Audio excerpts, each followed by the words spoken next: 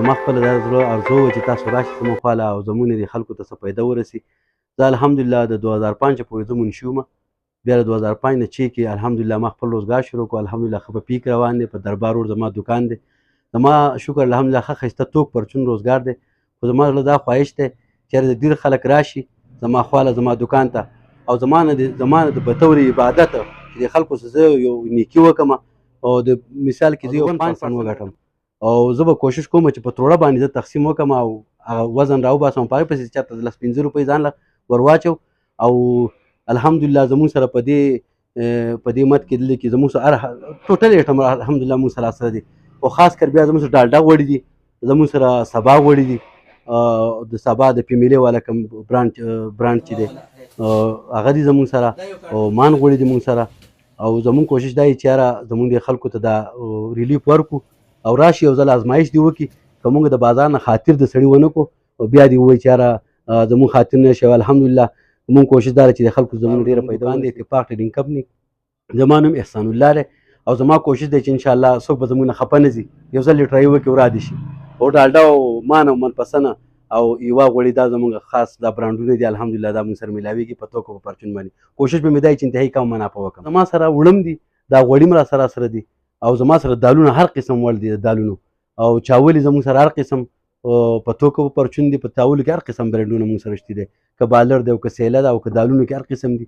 لوبیاګان وطني او بس دا زموږ سره الحمدلله را سره دي او سوچه غوړي موږ سره شته دي الحمدلله ښه بالکل پیور وي آی پي یمي شوده دي، وچ شوده دي، ښایسته کلاو بهترین ریټ دی او بهترین د هغې کوالټي ده.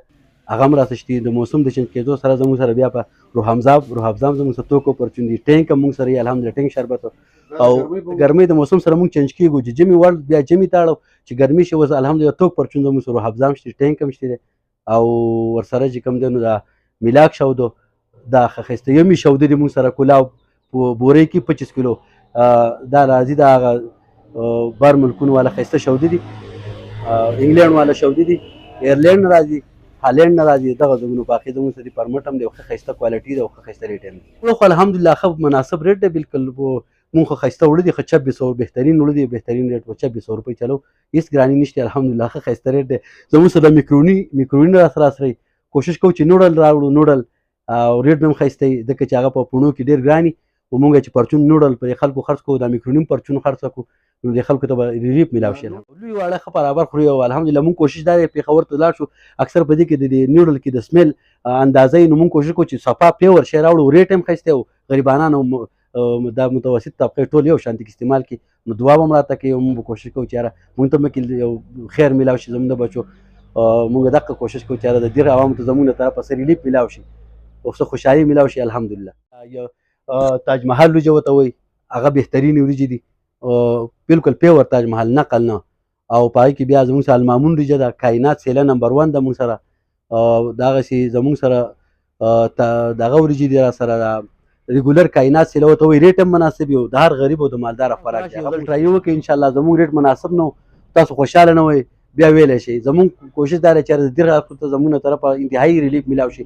که دا په دالو کې کوشش به مونږ دالو کې دا کوو چې یاره مونږ په تروړه باندې تقسیم کړو او په هغې پسې ځان 10-15 روپۍ ور واچو او ګاهک خوشحاله نه و نو بیا دې وایي خیر دی. نور ځایونو کې دې هم تپوس کړی دی وکړي او داسې نه وایي چې نور به څوک زیات ریټ چلوي خو مونږ به کوشش کوو چې زموږ انتهایي کم نه کم ریټ طرفه ریلیف میلاو شي. زموږ خو دغه دی دغه مرزو ده او دغه خواهش دی.